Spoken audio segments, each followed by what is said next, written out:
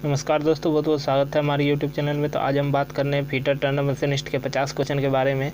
तो पहले AITT 110 के बारे में पहले थोड़ा सा जानकारी दे देते हैं। तो ये जो AITT 110 हो रहा है एग्ज़ाम, उसमें आपको 50 क्वेश्चन रहेगी और 50 क्वेश्चन के लिए 120 मिनट यानी कि 2 घंटे का टाइम मिलेगा। और उसमें 50 क्वेश्चन के लिए 100 मार्क्स मिलेंगे, यानी कि प्रत्येक एक क्वेश्चन पे आपको 2 नंबर मिलेगा। और निगेटिव मार्किंग के बारे में, तो निगेटिव मार्किंग नहीं है। और कितना प्रतिशत पे पास होइएगा, तो प्रतिशत है 40%। कार्यशाला में आग बुझाने के लिए किसकी व्यवस्था रखनी चाहिए? तो कार्यशाला में आग बुझाने के लिए यहाँ पे रखना चाहिए अग्निशामक मशीन, पानी से भरी बाल्टियाँ और रेत से भरी बाल्टियाँ, ये सभी। तो कार्यशाला में आग बुझाने के लिए ये सभी रखनी चाहिए। वह बक्सा जिसमें सामान्य दवाई, रुई, पट्टी आदि रहती है उसे डैश बक्सा कहा जाता है। तो वह बक्सा को क्या कहा जाता है? उसमें कहा जाता है फर्स्ट एड, यानी कि प्राथमिक चिकित्सा। दुर्घटना से बचने के लिए सर्वोत्तम तरीका क्या है? तो दुर्घटना से बचने के लिए सर्वोत्तम तरीका जो होता है वो होता है जॉब मशीन एवं कार्य के संबंधित सुरक्षा नियमों का पालन करना। तो ये जो होगा 1 नंबर सही हो जाएगा। निम्नलिखित में से कौन सा प्राथमिक उपचार का उद्देश्य है? तो निम्नलिखित में से कौन सा प्राथमिक उपचार का उद्देश्य है? तो प्राथमिक उपचार का जो उद्देश्य होता है वो होता है जीवन का संरक्षण करना, आग से होने वाले नुकसान को बचाना और स्वास्थ्य को लाभ को बढ़ावा देना, ये सभी। तो ये सभी हो जाएगा हमारा यहाँ पे, क्योंकि निम्नलिखित में से कौन सा प्राथमिक उपचार का उद्देश्य है, तो प्राथमिक उपचार में सभी होगा।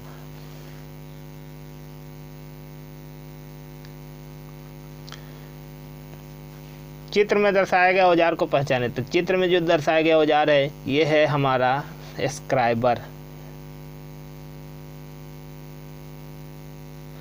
निम्नलिखित में से कौन सा उपकरण एक मापन उपकरण है? मेजरिंग इंस्ट्रूमेंट है। तो मेजरिंग इंस्ट्रूमेंट कौन सा है? तो यहाँ पे हो जाएगा मेजरिंग इंस्ट्रूमेंट ये स्टील रूल, इसके द्वारा हम लोग मेजर करते हैं। बाद बाकी तो चीजेल है, वाइस बेंच वाइस है, रहती है। तो इसके बारे में तो बाद में बात कर लेंगे। चित्र में दर्शाए गए औजार को पहचाने। तो चित्र में जो दर्शाया गया औजार है वो क्या है? तो यहाँ पे देख रहे हैं ये हैमर है। तो यहाँ पे लास्ट वाला यानी कि ये हैमर हो जाएगा। और ये कौन सा हैमर है? तो ये कमेंट बॉक्स में ज़रूर बताइएगा कि ये आपको कौन सा हैमर दिखाई दे रहा है। तो कमेंट में ही आपको आंसर मिलेगा। कमेंट में ज़रूर बताइएगा कि ये कौन सा हैमर है। हैमर तो है, लेकिन आइडेंटिफाई करना है कि कौन सा हैमर है। यदि आप हैमर के बारे में अच्छा से पढ़े होंगे तो हैमर बता सकते हैं कि कौन सा हैमर है। हेक्सा ब्लेड के निकटस्थ दांतों के बीच की दूरी डैश के रूप में जाना जाता है। हेक्सा ब्लेड के निकटस्थ दांतों के बीच की दूरी को डैश के रूप में जाना जाता है, तो पिच के रूप में जाना जाता है। निम्नलिखित में से प्रचालक छिद्र को अधिक सटीक बनाने के लिए, यानी कि ड्रिल किए गए छिद्र को अधिक सटीक बनाने के लिए क्या किया जाता है? तो रिमिंग किया जाता है। ड्रिलिंग किया हुआ छिद्र यानी कि होल को हम लोग सही साइज में लाने के लिए रिमिंग करते हैं, रीमर का प्रयोग करते हैं। चित्र में दर्शाए गए छेनी को पहचानें। तो चित्र में दर्शाया गया छेनी जो है वो कौन सा है? ये है फ्लैट चीजल। फ्लैट चीजल है, सपाट छेनी है। दर्शाए गए मशीन को पहचानें। तो यहाँ पे जो दर्शाया गया मशीन है ये है हमारा लेथ मशीन।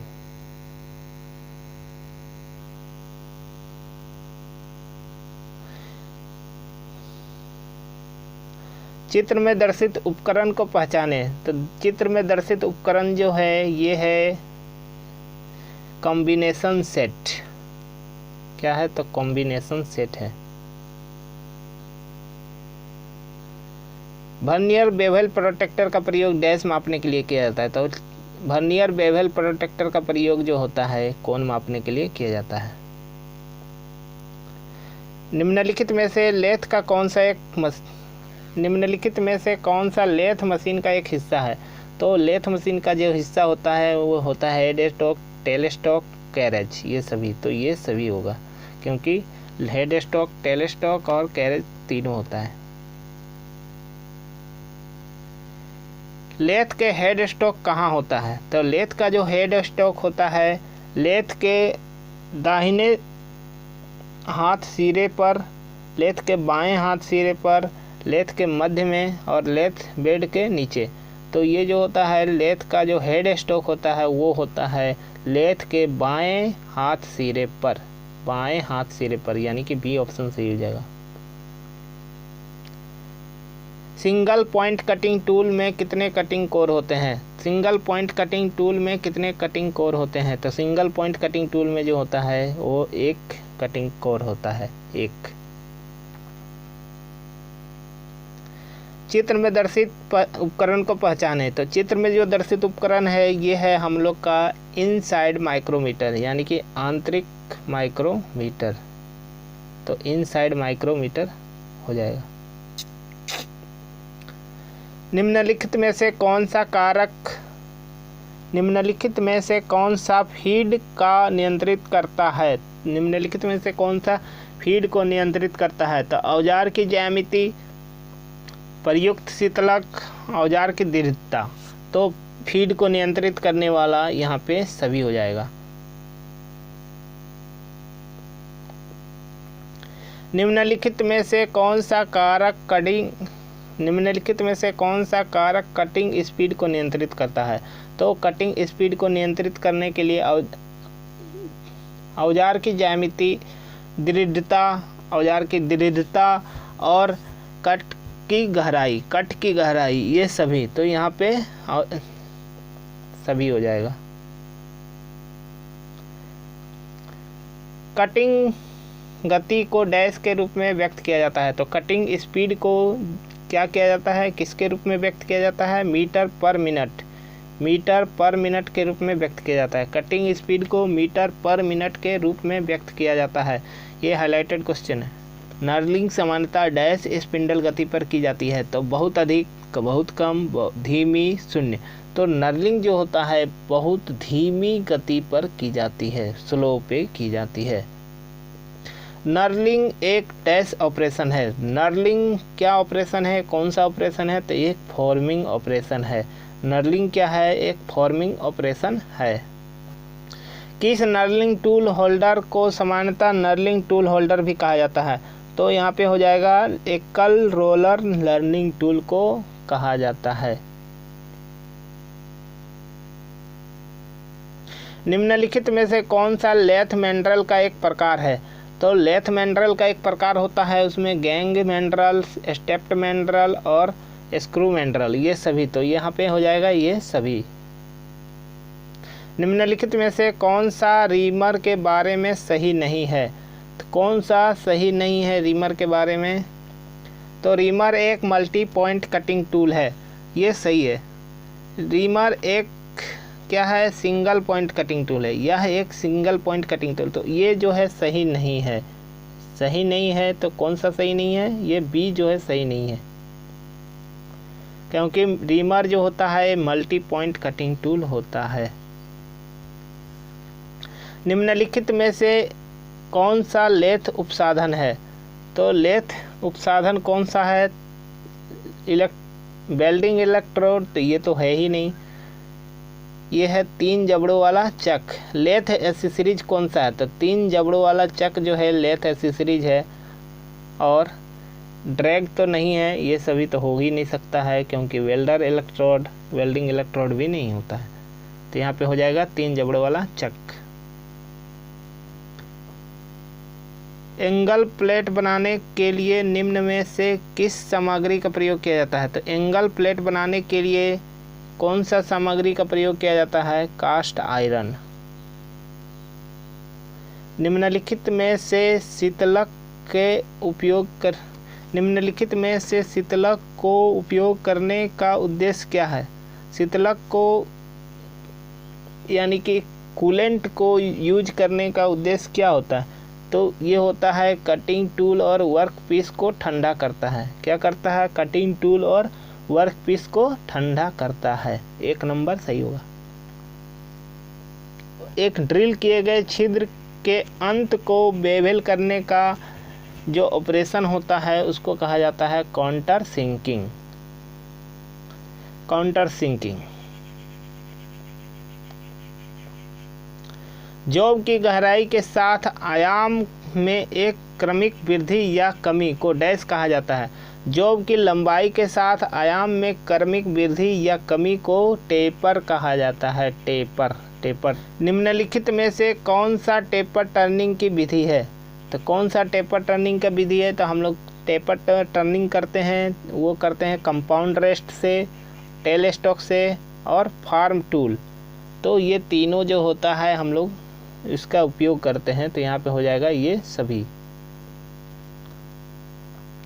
टेपर टर्निंग की जो विधि होती है कंपाउंड रेस्ट के द्वारा भी होती है, टेल स्टॉक ऑफसेट विधि के द्वारा होता है और फार्म टूल विधि के द्वारा भी होता है। निम्नलिखित में से कौन सा एक स्टैंडर्ड टेपर है? तो स्टैंडर्ड टेपर जो होता है ये होता है जार्नो टेपर, ब्राउन और शार्प टेपर, मीट्रिक टेपर। तो ये तीनों होता है, यानी कि यहाँ पे जो होगा ये सभी हो जाएगा। निम्नलिखित में से कौन सा लेथ सेंटर का प्रकार है? निम्नलिखित में से कौन सा लेथ सेंटर का एक प्रकार है? तो लेथ सेंटर का जो प्रकार होता है वो होता है ball centre, half centre, pipe centre, ये सभी। तो लेथ सेंटर का प्रकार ये सभी होगा। साइन बार कैसे निर्दिष्ट करता है? तो साइन बार कैसे निर्दिष्ट करता है? तो इसकी ऊपरी सतह से रोलर के केंद्रों के बीच की दूरी से। तो ये साइन बार जो होता है वो होता है कैसे निर्दिष्ट करेगा? तो इसमें करेगा रोलर के केंद्रों के बीच की दूरी से। रोलर के केंद्रों के बीच की दूरी से साइन बार कैसे निर्दिष्ट करता है? तो वो करता है रोलर के केंद्रों के बीच की दूरी से। दर्शाए गए चित्र में कौन सा उपकरण है उसको पहचानना है। तो ये जो है हम लोग का साइन बार है। यहाँ पे क्या है चित्र में? Sine bar. साइन बार का डैश फंक्शन पर आधारित होता है। तो साइन बार का उपयोग डैश फंक्शन पर आधारित होता है। तो साइन बार का उपयोग जो होता है वो त्रिकोणमितीय फंक्शन पर आधारित होता है। चित्र में दर्शाए गए गेज को पहचानिए। तो चित्र में जो दर्शाया गया गेज है ये है हम लोग का स्लिप गेज। ये है slip gauge. Slip gauge dash से बने होते हैं। तो स्लिप गेज जो होता है वो क्या चीज़ से बने होते हैं? तो उच्च ग्रेड स्टील, यानी कि हाई ग्रेड स्टील के बने होते हैं। स्लिप गेज जो होता है हाई ग्रेड स्टील का बना होता है।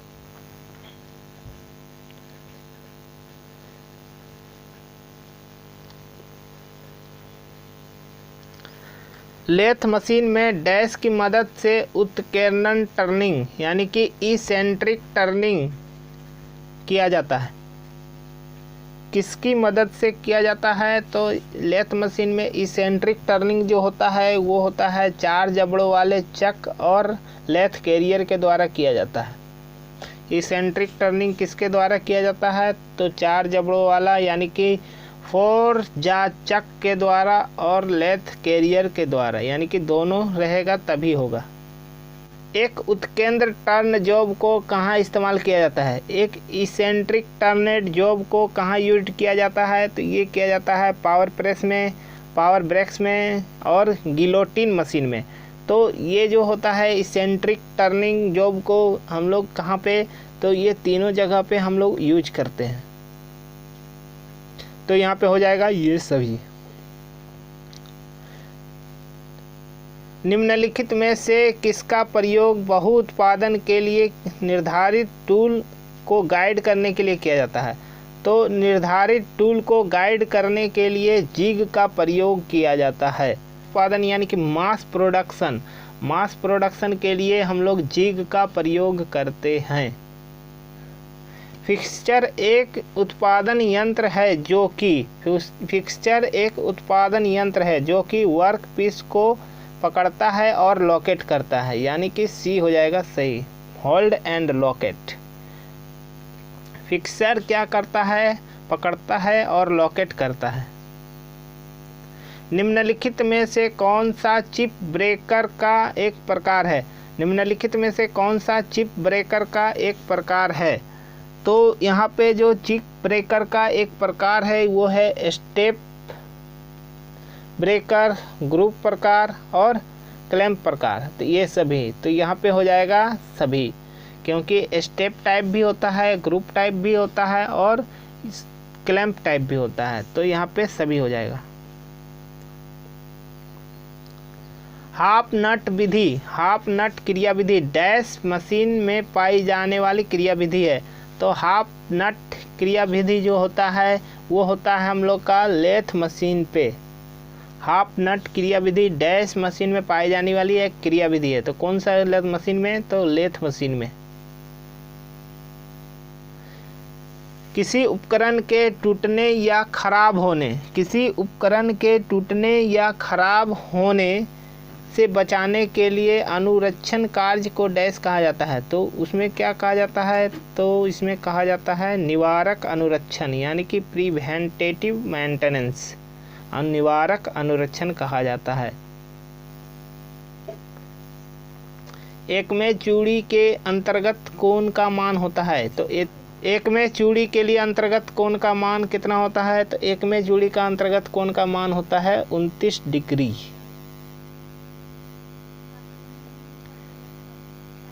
लेथ मशीन के लिए लीड स्क्रू किस मशीन, लेथ मशीन के लीड स्क्रू में किस प्रकार की चूड़ियाँ कटी होती है? तो लेथ मशीन का लीड स्क्रू में जो चूड़ियाँ कटी होती है वो होता है हम लोग का एक में थ्रेड, और एक में थ्रेड का कोण कितना होता है? 29 डिग्री। क्रेस्ट और रूट को जोड़ने वाली सतह कौन सा होता है? तो क्रेस्ट और रूट को जोड़ने वाली सतह जो होता है वो होता है फ्लैंक। टूल को पिछले कट के समान पथ पर अनुसरण करने के लिए अपनाई गई विधि को चूड़ी के डैश रूप में जाना जाता है। तो चूड़ी के डैश रूप में जाना जाता है, पॉपिंग, गाइडिंग, कैचिंग, मिलिंग। तो ये हो जाएगा हम लोग का कैचिंग, कैचिंग के रूप में जाना जाता है। ब्राहा चूड़ी डैश के माध्यम से उत्पादित की जाती है, यानी कि बाहरी थ्रेड जो होता है वो किस मशीन से काटा जाता है? तो बाहरी थ्रेड यानी कि एक्सटर्नल जो थ्रेड होता है वो हम लोग का कौन से मशीन से काटा जाता है? लेथ मशीन से काटा जाता है। और हैंड कटिंग टूल इसका कौन सा होता है? इसको बताना है कमेंट बॉक्स में। हैंड कटिंग टूल जो होता है, कौन सा हैंड कटिंग टूल है जिसके द्वारा बाहरी चूड़ी काटा जाता है? ये क्वेश्चन का आंसर बताना है कमेंट बॉक्स में। Thanks for watching our video, and if you like this video, please like, comment, share, and don't forget to subscribe our channel.